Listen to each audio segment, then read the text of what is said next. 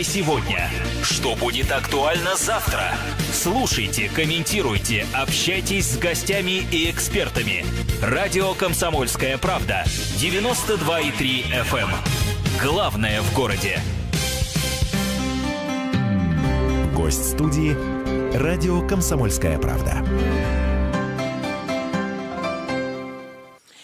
Это радио «Комсомольская правда», 92,3 FM, наша частота, в студии Инна Боева. И у меня в гостях путешественник, сразу так скажу, не буду никакой интриги тут выдерживать, и путешественник вместе со своей спутницей. Кстати, я сразу напомню, что у нас ведется онлайн-трансляция на нашем канале в YouTube. Находите 92,3 FM радио «Комсомольская правда» в Екатеринбурге, ну или на нашей страничке в социальной сети Facebook. Радио «Комсомольская правда», дискуссионное радио в Екатеринбурге, 92,3 FM. В общем, набирайте и в поисковике вот при любом наборе из того, что я перечислила, найдете. Онлайн-трансляция ведется прямо сейчас. Ну и, конечно же, те, кто не успеет или что-то пропустит, может потом найти эту запись легко в любое время. Итак, напомню, телефон нашего эфира 385-0923. По нему можно дозвониться и задать любые вопросы моим гостям. И номер нашего WhatsApp для ваших сообщений +7 953 385 0923. Пишите. Ну и вот, наконец-то, у меня в гостях Никита Васильев. Да, здравствуйте. Вот, собственно, путешественник. Да, и я сейчас расскажу, собственно, как он путешествует, и выясню в этом эфире, почему и зачем, собственно, это главный вопрос, который возникает, мне кажется, у большинства людей, которые слышат, в какое путешествие, вернее, как Никита путешествует и в какое путешествие он собрался. Вместе с ним Анастасия Сафонова, спутница нашего гостя-путешественника, и, что вдвойне приятно, она тоже журналист. Причем тоже «Комсомольская правда». «Комсомольская правда». Причем откуда? Из Новосибирска. Причем из Новосибирска. Вот так вот. В общем, дозванивайте, пишите, да, и присоединяйтесь к нашему эфиру. Итак, Никита Васильев, велосипедист. Дело путешественник, да, все правильно. Вот. Сейчас приехал к вам в Екатеринбург. Перед этим у меня был... А сам откуда? Сам я с Чувашии, из города Чебоксары. Вот. Ага. Сейчас я уже в дороге 23 месяца, получается, 2 года практически. Нос сгоревший, вот я вижу. Да, но нос у меня постоянно сгорает, да. Вот 23 месяца, и проехал за это время уже 34 тысячи километров. Сколько месяцев? 23, 2 года практически, да. Сколько тебе лет? Можно же на «ты», да? Да, конечно. Будем на «ты» друг другу. 25 мне сейчас. 25. Да. Из них 2 года вот практически не слезал больше, с велосипеда. 4 года, потому что еще у меня было до этого кавказское путешествие, а сейчас у меня это путешествие называю Большое Восточное кочевье. Вот. Радиослушателям еще поясню. В общем, он вот едет на велосипеде, наш гость Никита, через всю Россию. Да? Россию, это получается, сейчас я скажу маршрут тогда. Вначале я поехал на зимовку, как бы, потому что у меня кочевье, я зимую более в теплых странах, вот, Казахстан, Узбекистан, Таджикистан. Казахстан нашел, где зимовать. Да, там было весело, конечно, с буранами. Да, перезимовал, я хотела сказать, там та еще зима. Казахстан, Киргизия, потом снова Казахстан, через весь Казахстан вернулся в Россию, в Сибирь, уже, вот, кстати, Новосибирск, где я с Настей познакомился со своей уже, еще, я не знал, но будущей спутницей. А то есть ты уже в ходе путешествия познакомился с ним? Да, делали репортаж «Комсомольская правда» про меня, вот, Насте поручили задание сделать репортаж, и мы так познакомились, то есть она все сделала. Никита был в эфире тогда, год назад, в новостях, просто обычная рядовая, ну, как для меня тогда, конечно, рядовая новость, да. Я написала, и все, и потом закрутилась. Вот так познакомились, потом дальше поехал на Владивосток, то есть Новосибирск, Красноярск, Иркутск, Бурятия и на Владивосток. Потом с Владивостока уже поехала следующая зима. То есть, если быть совсем уж объективным, да, и честным, то это не совсем путешествие по России, это скорее путешествие по территории бывшего Советского Союза, нет, СНГ, нет? Путешествие по Евразии, потому что после Владивостока я поехал уже Китай, Вьетнам, Лаос, Камбоджа, потом Таиланд. Таиланд, потом Камбоджа, потом снова через весь Вьетнам, с самого юга на самый север, и потом снова через весь Китай, Тибет, Монголия, и уже снова в Сибирь, и вот сейчас еду домой уже через Урал. Вот. То есть ты уже вот фактически ты возвращаешься? Да, сейчас осталось уже 1000 километров до дома, до Чебоксар. Так, вопрос логичный, который возник тут же у наших радиослушателей. Что там за велик такой у тебя выносливый? Да велик на самом деле обычный. Дело не в выносливости, дело в том, как часто меняешь. Ну какой обычный? Урал? Кама? Нет, что нет. это? Ну, фирму не буду называть. Вот. Обычный велосипед, который можно купить там в какой-нибудь сети, ну, спортивных магазинов. Ну ладно, назову. Там, ну, GT. Ну это же не реклама, нам Ну, просто да. понять. Человек проехал. Сколько ты в итоге тысяч там проехал километров? 34 сейчас, Матушки будет мои. почти 35. Мгм. Вот. Марка GT обычный, ну, конечно, все по несколько раз менялось. В смысле, одна рама только осталась от велосипеда, какой он изначально был, а Мгм. все по 2-3 раза менялось. Это расходные материалы. Ну, это... А что там у него, багажник или что-то Да, еще? Где вещи-то барахло? багажник, багажники, сумки большие. Вот, ну, все могут посмотреть это, то есть ввести в любом поисковике вот чувашский путешественник, в любом Гугле, Да, вот я Яндексе. ввела, да, чувашский путешественник, и там пошли сразу заголовки. Таиланд, привет. Как Никиту в Бурятии обокрали. Никита держит путь на Байкал. С ветром спорить смысла нет. Там здравствуй, Таджикистан. В Башкирии как дома. Одна из сетевых этих сотовых операторов составила компанию велопутешественников в поездке на Дальний Восток. Чебоксарец Никита Васильев доехал на велосипеде до Осетии. Я вот так поняла, что, в общем, твое путешествие стало уже достаточно известным, ну, учитывая, что ты даже спутницу вот подобрал в Новосибирске. Без эксцессов не обходится, учитывая заголовок, как Никиту в Бурятии обокрали. Ну, знаешь, журналистов, они еще любят приукрасить немножко, так что так-то все в стандартном режиме. Но бывает, это очень редко какие-то эксцессы. То есть в основном все в штатном режиме. Вот, и мне стало немножко одному скучно ездить, поэтому я взял вот напарницу, спутницу. То есть я очень... Это был Она просилась или сам предложил? Нет, я сам подумал. Просто мы общаться начали. Вот. Это был рискованный шаг взять спутницу, потому что столько лет путешествовать одному. А спутница это на своем велике или Да. в качестве багажа? На самом деле напросилась сама, в том числе тоже, причем велосипеда у меня вообще сначала не было. То есть я просто наобум захотела поехать и как-то... Ну, в общем... Ну как это наобум? Приехал какой-то, извините меня, чувак из Чувашии, да, и девушка из Новосибирска такая, а поеду-ка я с ним. Ну, собственно, так и было.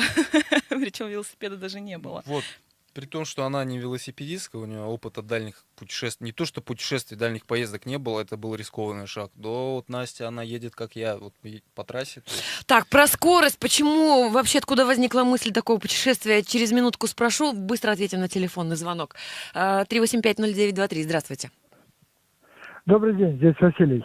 Вот у меня жена тоже из Чувашии, из Сядорги, может, знаете. А вот у меня вопрос к вашему гостю. А где и кем он работает, что у него такой длинный отпуск? Ну, вы Интересно. думаете, я бы об этом не спросила? Это же вопрос, который всех интересует. Все хотят ездить, кататься и путешествовать, но всем же на Так работу. моя жена тоже катается, но только она заработала сначала.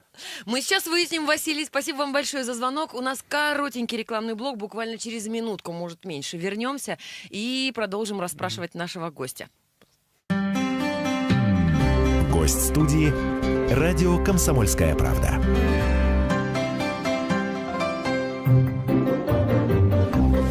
Реклама.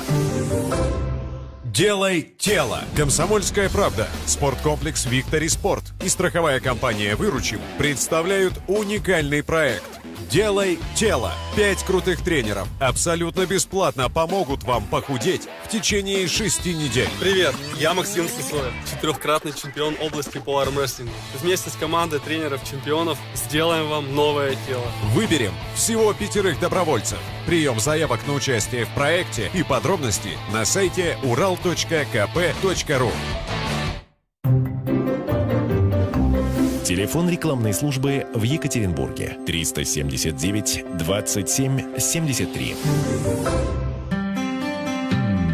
Гость студии «Радио Комсомольская правда».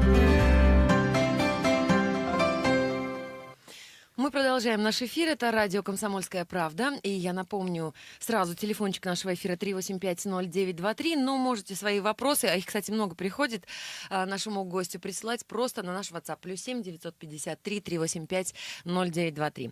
Ну и напомню также, что вместе со мной в студии Никита Васильев, как его уже так закрепилось за ним, в общем-то, такое, не знаю, звание чувашский путешественник, там, велосипедист. В общем, Никита Васильев действительно путешественник, 25-летний молодой человек из Чувашии, который проехал уже почти 35 тысяч километров, причем не только по России. А уже даже и по ближнему, и по дальнему зарубежью. В общем, ужас-ужас. Вместе с ним Анастасия Сафонова, спутница Никиты, которая присоединилась к нему в Новосибирске, где до встречи с Никитой спокойненько работала себе, кстати, на «Комсомольской правде». И благополучно, опять же, работала журналистом. Ну, вот что-то вот там вот произошло между молодыми людьми. И вот с тех пор... Кстати, сколько это времени назад было? Ну, познакомились мы больше года назад, а сбежала я с Новосибирска где-то месяца 3. Наконец-то прозвучало это слово. Сбежала я с ним. Ну и вот уже, да.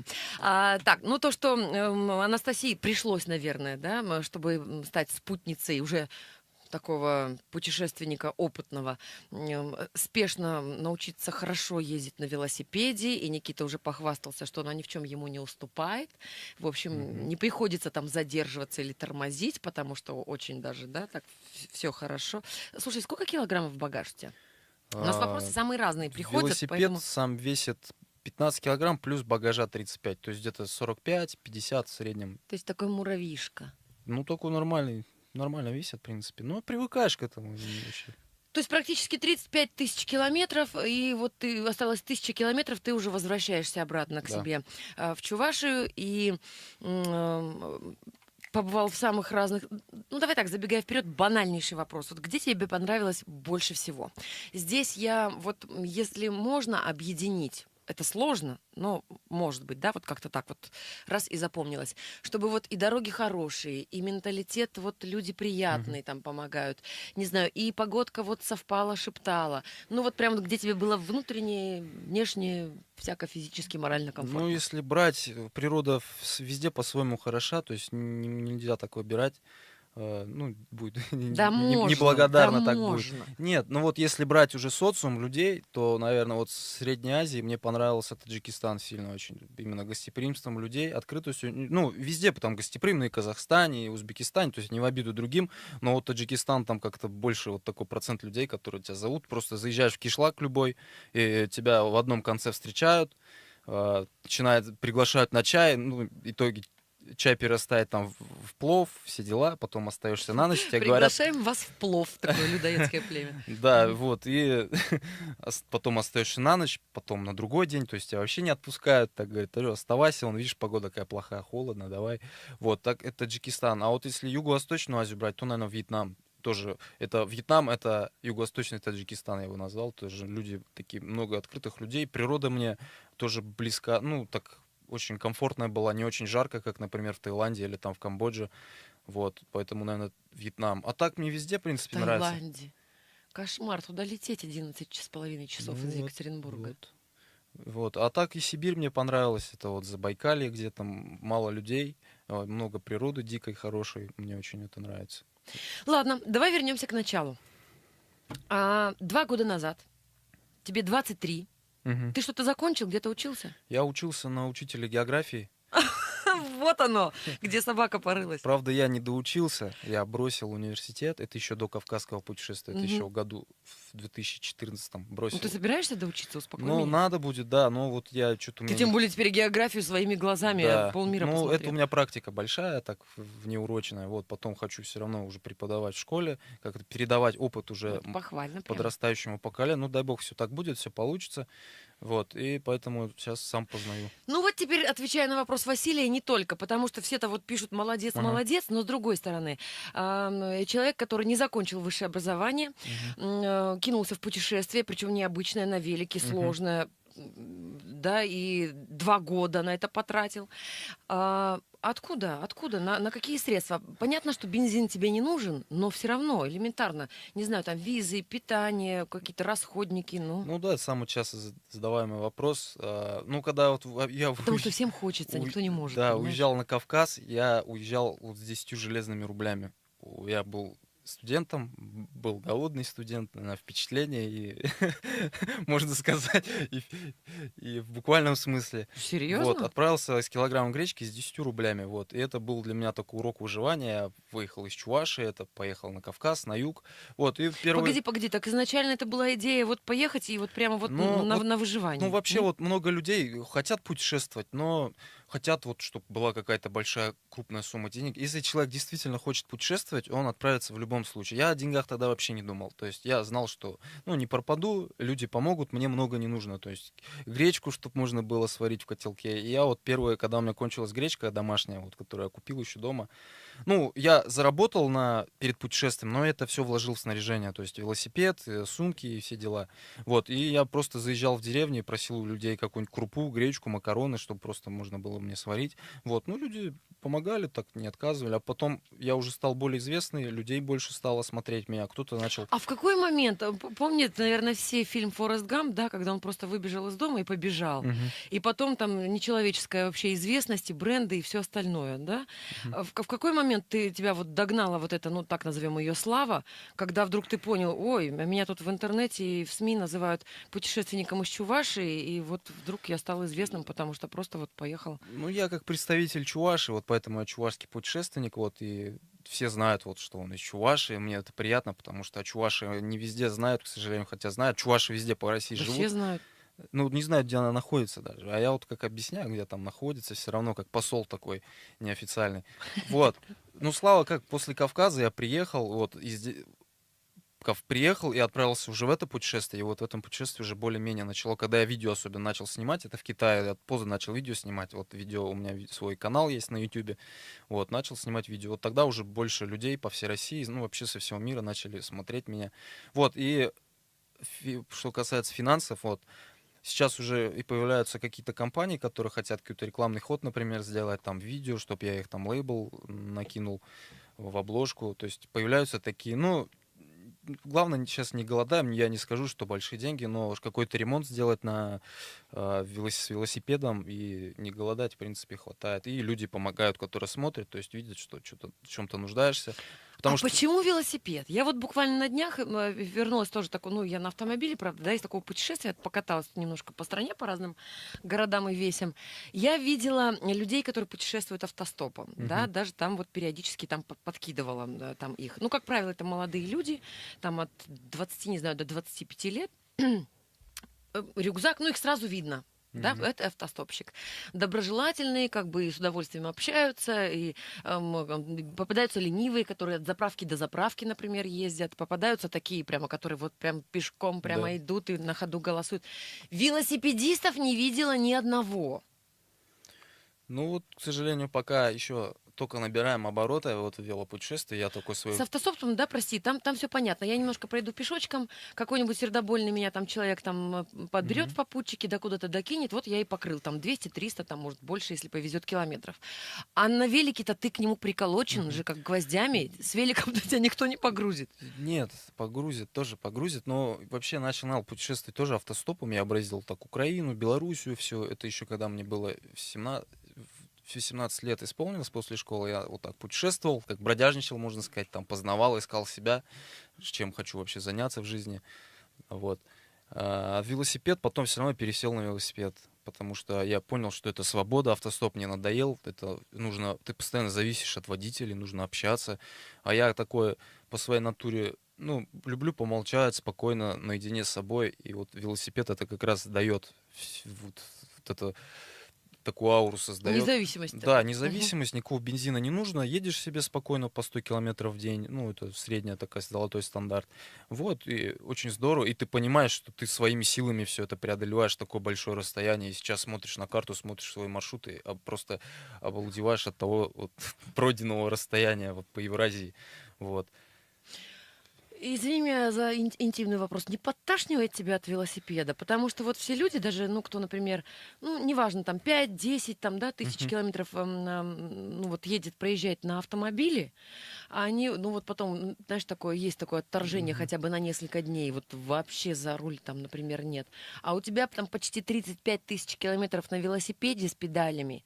Нету такого иногда ощущения, что, боже. Такое бывает только у неопытных, кто еще не ездил и сразу начал ездить на дальники, много времени проводить в седле. У меня такого уже давно нет. Вот первое мое путешествие. И Настя такая так прикрылась ладошками и хихикает. Видимо, у меня действительно сейчас первый опыт такой на дальние расстояния. Мы с Никитой вместе проехали 2000 километров. То есть по сравнению с 35 это вообще просто маленький кусочек. Первое время в городах вообще не хотелось садиться, но вот сегодня мы проехались на велосипеде, очень даже понравилось. Велосипед надо... Рубеж пройден. Велосипед надо любить на самом деле. Его нужно полюбить, чтобы много проезжать, потому что тот, кто его не любит, вряд ли столько проедет. Просто он выкинет его, наверное. Так, погодите, у нас... Так, вот мне уже радиослушатели предлагают поехать до Чебоксар вместе с вами. От Арсена Никите привет. Взаимно. Вот, хорошо. Вопрос, который вот уже неоднократно встречается в сообщениях от наших радиослушателей. Ну ладно, хорошо, Никита, в 17 лет уже там поавтостопил, да? Потом поучился, потом не доучился, но я уже сказала, да, что делать тебе честь, в общем-то, твое решение все-таки закончить, получить высшее образование и работать в школе. Это вообще круто. Вот, ну, в общем-то, а Настя-то, Анастасия, которая уже там отучилась, уже, в общем-то, журналист, да, состоявшийся, все хорошо, «Комсомольская правда», Новосибирск, села на велик и поехала. Тебе на работе-то что сказали? Ей на работе сказали, все хорошо, приходите в эфир. Пообщаемся еще и с Никитой теперь на этот раз. Нет, ну, конечно, прощайте, дорогие коллеги, мне у вас было отлично, хорошо, здорово, замечательно. Прямо уволилась? Да, теперь мы ходим по комсомольским правдам, по всем городам, то есть «Комсомолка» теперь у нас самая первая СМИ, которая узнает вообще о том, что мы приехали в город. Вот, так уж получается, что это никуда от этого не уйти. Нет, ну, работа, и все было хорошо. Были утренние эфиры, были новостные блоки, очень много информации, очень интересно происходило. Путешествие всегда было одной из самых излюбленных тем. То есть кто бы куда ни поехал, всегда об этом хотелось написать, с этими людьми пообщаться. Но Никита родом из Чувашии, у меня оттуда бабушка и дедушка. То есть я тоже чувашка по национальности. Поэтому это как-то очень сильно зацепило. И здесь уже сыграл немножко все-таки личный такой аспект, мы начали общаться, Я вот дружить. к этому и подводила. Ну, не верю я, что просто любовь к путешествиям сдернула красивую девушку с работы, да, состоявшегося журналиста, и погнала на велике, бог знает, там, вот за парнем с сгоревшим носом, куда-то там за бог знает сколько тысяч километров. Это как-то вот, я не знаю... Ну, обаяние у парня с горевшим носом сыграло все-таки свою роль. Чем он тебя покорил, скажи, пожалуйста? Я понимаю, искренностью что тут... своей, любовью к природе, отношением к жизни. Очень захотелось также смотреть на мир, как он. Но это твоя была идея, Никита, поеду я с тобой. Это было взаимно, обоюдно. Мы даже не знаем, кто из нас. То есть одновременно такие... Да, серьезно? Да. Так, наверное. Да. Само собой все сложилось. И что дальше? Вот, значит, 1000 километров до Чебоксар. И вот вы до туда докатились на своих велосипедах. И потом что? Ну, сейчас будет зимовка у нас, мы, наверное, будем зимовать дома, в Чувашии, а потом, может быть, будет уже европейское кочевье, потому что в Европу поедем, там я еще не был. Вот. И будем планировать, уже готовиться к нему, скорее всего, вот так вот. Ну, не люблю загадывать, не знаю, но, наверное, будет вот так. Так, интересно. Хорошо. Мы сейчас прервемся на короткий блок новостей с Максимом Клейменовым. А после этого продолжим разговаривать с нашими гостями и отвечать на вопросы наших радиослушателей. Не переключайтесь. Гость студии «Радио Комсомольская правда». В Екатеринбурге 14 часов 30 минут. В студии Максим Клейменов. Здравствуйте. Вы слушаете новости на радио «Комсомольская правда». Проголосовать в Свердловской области теперь можно на любом удобном участке. Те, кто 10 сентября будут отсутствовать по месту жительства, получат возможность проголосовать по месту нахождения. Об этом сообщает пресс-служба избиркома. Экспериментальный проект голосования по месту нахождения будет применен в Свердловской области впервые. Пока что сервис тестируется, но в будущем его функционал может быть расширен. Чтобы подать заявку о голосовании на любом удобном участке, необходимо обратиться в территориальный избирком или филиал регионального МФЦ. Процедуру упростили и для тех, кто не может явиться туда лично. На портале госуслуг такое заявление можно подать онлайн. Прием продлится до 4 сентября. Напомню, 10 сентября в регионе состоятся выборы губернатора Свердловской области. В Екатеринбурге стартовал ремонт Дворца молодежи. Там будут обновлены фасад, козырек главного входа и здание касс. Подрядчик уже определенным стал единственный участник аукциона — компания «Гласстрой». Аукцион, размещенный в конце июля на портале госзакупок, в итоге признан несостоявшимся. Заявилась только одна компания. Теперь ей предстоит освоить освоить 17,7 миллионов рублей, большая часть которых пойдет на обновление фасада Дворца молодежи. Он будет заново отштукатурен, перекрашен и дополнен витражом. Работы на объекте должны быть завершены к 1 ноября. Отмечу, что ремонт Дворца молодежи является частью масштабных работ по подготовке Екатеринбурга к проведению чемпионата мира по футболу в 2018 году. В ходе работ планируется покрыть площадку перед дворцом гранитными плитами, возвести новые лестницы и пандусы для инвалидов, разбить газоны с архитектурной подсветкой, обустроить малые архитектурные формы. Площадь со стороны южного фасада расширят, чтобы на ней можно было проводить массовые мероприятия. Это были новости на 92,3 FM. Эти и другие события в подробностях на сайте kp.ru.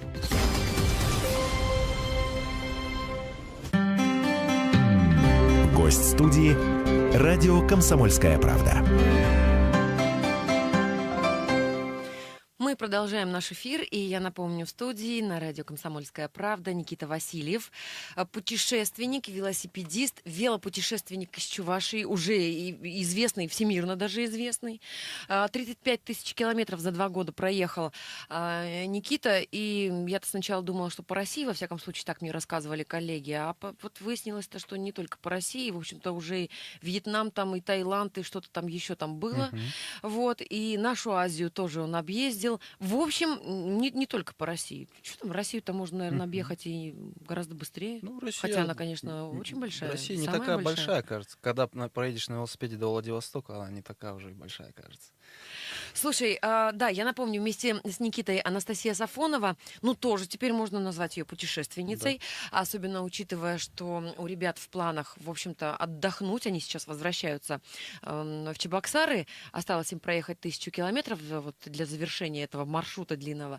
Но после этого они подумывают вот немножечко отдохнуть и отправиться уже, ну, для Никиты уже в 3-й тур получается, да? Ну, большой, да. Да, ну, тоже на велосипедах. Да, конечно. Да. Я напомню номер нашего WhatsApp +7 953 385 0923, но, в принципе, очень много сообщений пришло уже от наших радиослушателей, я их сейчас-то вот и задам. Кстати, ну вот вопросы самого разного порядка. Например, ну про то, что физически тяжело, это я уже даже спросила вот за эфиром.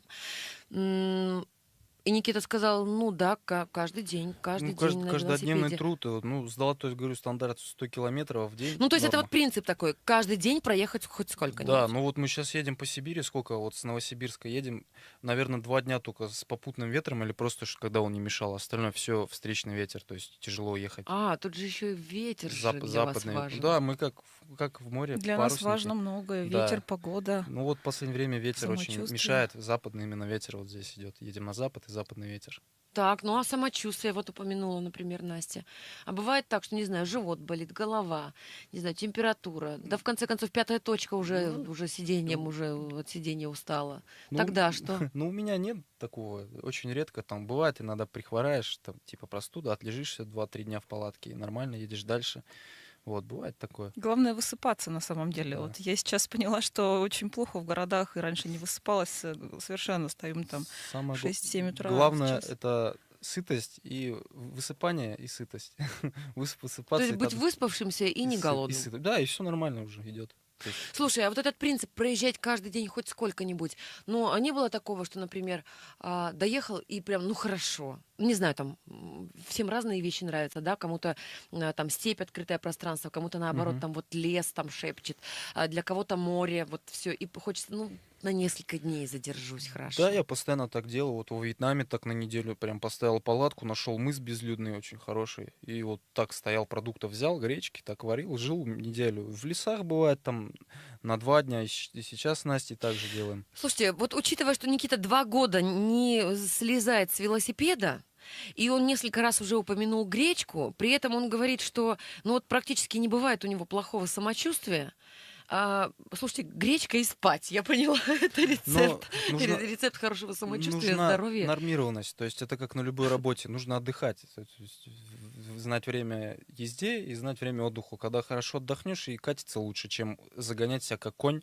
В итоге тебе желания ехать нету просто на велосипеде. На велосипед смотреть не можешь, когда себя загоняешь. У меня цели нет быстро проезжать. У меня неважно, сколько ты проехал, главное, как. И интересно, что было. процесс. Да, сам процесс. То есть я не спешу. Есть те, которые долбят по 200 километров, по 250 в день на велосипеде. Ну, более легкие. Но мне это незачем, мне не интересно. Я хочу наслаждаться вот местностью, То которую есть у тебя проезжаю. нет там какой-то конечной точки, ты просто путешествовал. Да, Ты конечно. ездил, Как смотрел, кочевник. Так и наслаждался. называюсь, кочевник, восточное кочевье. То есть Настя, значит, 3 месяца мы выяснили, ты уже путешествуешь. Вот в физическом плане выносливость свою, вот можешь как-то оценить на начальном этапе и сейчас? Ну, я думала, что 100 километров в день это вообще невозможно. Никите, правда, не говорила. Думала, ну, как-нибудь уж справлюсь. Ничего, на самом деле возможно. Как-то за ночь восстанавливаешься, и все, и можно ехать дальше. ну, рекорд пока у Насти 127. Да, мы полсона. вот в Тюмени подъезжали уже поздно вечером. Ну, очень хотелось просто приехать. Цель уже была, вот город, вот он уже у порога, и ветер был встречный. Ну, ничего, взяли себе в руках, доехали, все было хорошо. На самом деле можно вытренировать себя. Хорошо. А как чаще это происходит? Например, Никита такой, так, доедем, допустим, вот до туда, и привал. Или наоборот. Или, например, Настя такая, Никита, я больше не могу. Никита такой, ну давай еще 10 километров и давай. Настя, ну нет, давай, вот как Нет, это? нет, у Насти вообще Кто, вот кто она чаще? молодец, она вообще не ноет. То есть даже если хочет остановиться, она едет молча, терпит, там, не знаю, ну, вроде и нормально, я не знаю, на вид смотришь нормально, я еду, едем и едем. Нет, но ну мы Смотришь, знаем шевелится меру нормально. тоже. Каждые 10 километров Да. стараемся хотя бы немножко постоять, подышать, там глоток воды сделать, поэтому это очень помогает. Иногда едешь, вроде не устали еще, но уже стоянка, остановиться нужно на минутку. Ну, Это помогает. раз в 10 километров надо останавливаться. Да. Я скажу честно радиослушателям, когда я узнала, что вот придут ко мне путешественники, особенно велопутешественники, особенно учитывая тот километраж, который там проехали, да, не Никита в частности, ну и Настя тоже, учитывая отсутствие опыта перед этим. Я думала, что я сейчас увижу таких, знаете, черных, таких изможденных, сушеных, таких вот каких-то вот таких людей. Учитывая то, что они рассказывают вообще, и вот про режим, и вот какие-то там принципы, которых они придерживаются. То есть вот такое ощущение, что вот они, ну не знаю, вот в Екатеринбурге, ну вот, я не знаю, из университета вышли 5 минут назад и забежали. То есть таких вот, кроме сгоревшего, обгоревшего носа у Никиты, вот никаких вот вообще признаков того, что люди проехали столько тысяч километров и повидали столько, вот вообще не видно. Я поэтому говорю, я себе записала, так, гречка и спать. Так, все. Красота, здоровье и хорошее самочувствие. Ладно. Ну, нас еще интересуется, могу я спросить? Если не хотите, то можете не отвечать, потому что, ну, людям же интересно, да? Ну, там вот хорошо, вот встретились случайно, встретились по работе, вот что-то там промелькнуло, вот там не знаю, что там уж там, насколько глубоки ваши чувства, но на самом деле их оказалось достаточно много, и они оказались достаточно сильными, чтобы вы дальше поехали в паре, да, и Настя оставила там работу, город и все остальное. Я спросила, что дальше, Никита так уклончиво ответил, ну да, мы будем планировать там дальше путешествие, но всех же интересует, ну что там, ну любовь, ну вы будете вместе, ну вы же все равно как-то же, это же вот что-то как-то, ну. Да, конечно, будем, уже другого пути нет, потому что если я взял ее Ты ее любишь, господи, спрошу прямо, ну. Если я взял ее в путешествие, Ну, если ты любовь, возьмешь ее в не жены. отвечай. Ну, любовь, понятие такое различимо, у всех же Ну, по-разному. субъективно, но. Нет, Никита мне вообще сказал, доедешь до Чувашии, потом поговорим. Да, надо доехать до дома. И там Настя такая, блин, доеду. Так. вот. Нет, с ней это все понятно. Ей даже не задают этот вопрос. Иначе бы она бы до сих пор бы работала на комсомолке в Новосибирске и не парилась бы с тобой там на велосипеде. Да? Ну, дорога все показывает. Да, банальный вопрос, но традиционный, который, естественно, задают вам там, не знаю, в каждом городе, да, и, наверное, на любой радиостанции, где вы там бываете. Как вам Урал, ну, учитывая, что природа у нас достаточно специфическая, да, и погода тоже, к которой даже местные и коренные не могут привыкнуть. Что вам понравилось в Екатеринбурге, что, может быть, не понравилось? Вот, ну, такой вопрос традиционный, потому что город действительно у нас специфический, и область тоже. Ну, Екатеринбург мы еще не видели, я на Урале вообще первый раз, я его огибал только с южной стороны, там касался в Башкирии немножко, но внутрь не заезжал, прям Уральских гор. Вот, в Екатеринбурге еще не смотрели, но вот сейчас проехались, получается, с другого конца города на велосипедах. В принципе, дороги хорошие в целом. Вот. Слышали? Но вот что не понравилось, тут инцидент вот даже возле вашего Буквально только что. отеля, вот На Сибиряка тут у нас. да, и нет велопарковок. То есть мы сейчас тут почти закусили с охранником. Ой, это позвонили бы, я бы укусила бы этого охранника. Так что, может быть, после моих слов поставить то есть нельзя на парковку поставить велосипеды и нельзя припарковать там заборчику оставить. То есть мы припарковали к дорожному знаку сейчас велосипеды, они там стоят. А так и паркуют. Тут вот забор парка. Вот. Ой, слушай, не будем сейчас углубляться, но у нас с велосипедами, велосипедными дорожками и парковки у нас тут отдельная прямо вот история, такая эпопея, даже я ее так назову.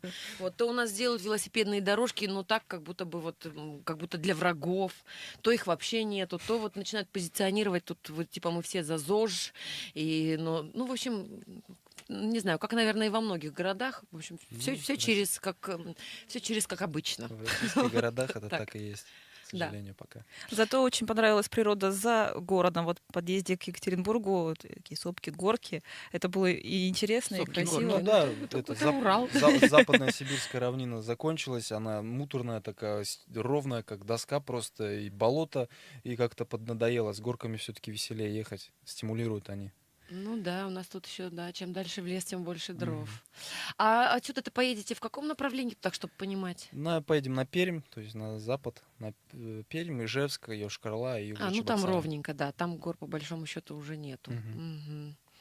Да, хорошо, ну тогда пермякам тоже там, если что, привет. Хорошо, Да. обязательно. Самый, не знаю, может быть, вот какой-то сложный или нехороший день, который вот запомнился вот за 2 года в путешествии. Вот мне еще 2 вопроса надо задать вот от наших радиослушателей, которые надо обязательно вот прямо спросить. Но самый... Вот прямо куда больше никогда не поеду. Нету такого, нету. Везде поехал бы. Нету вообще. Тогда вопрос организационного порядка, да? Ты столько границ пересек. И все понимают, что это же визы, это таможня. Как велопутешественник проходит вот все эти вещи? Ну, к велопутешественникам понимающе относятся везде на границах, то есть нормально. В плане виз, единственная виза, практически единственная, да, это мне нужна была в Китай, двукратная. Вот. Там вопрос денег, в принципе, получить несложно. Потом Камбоджа, но это все на границе делается. Вот. А так все в штатном режиме, все хорошо. То есть велопутешественников с каждым годом становится все больше, которые пересекают границу. И уже То есть там... хотите путешествовать, не летайте самолетами, а спокойненько на велик, и никакие таможни вам не страшны. Да, как альтернатива. Ну, проверят, могут там в Китае, например, ноутбук у меня проверяли, то есть смотрели все содержимое, что там есть. Серьезно? Да, ну там у них строго с этим, то есть нельзя какие-то там картинки всякие, ну, все-таки у них там контроль над этим. Ну у них же там даже интернет свой отдельный. Да, интернет, все, Facebook заблокирован. Вдруг ты там порнуху привез к ним европейскую? А вот они это и проверяли, чтобы смотрели. Может, я там в Китае снимал ее и вывожу ее. И вот, и они проверили, ну, нормально с этим все. Ладно, хорошо, ребят, удачи вам. Ну и в личной жизни, и в путешествиях, и сил вам, в общем, и здоровья. Спасибо большое. Да, будете в Екатеринбурге, не проходите мимо, ну это понятно. Я напомню, у нас в студии был, ну так назову, как уж тебя уж обзывают, да, в СМИ, чувашский велопутешественник Никита Васильев. Никита из Чебоксар проехал вот уже почти 35 тысяч километров на велике по разным самым странам. И Анастасия Сафонова тоже теперь путешественница, но все равно мы считаем ее журналистом «Комсомольской правды», пускай даже и экс. Ну и вот теперь она еще и спутница, и, надеемся, девушка, возможно, и будущая жена. И сейчас вам наколдую Никиты. Инна Боева была также с вами. Оставайтесь на радио «Комсомольская правда». Гость студии «Радио Комсомольская правда».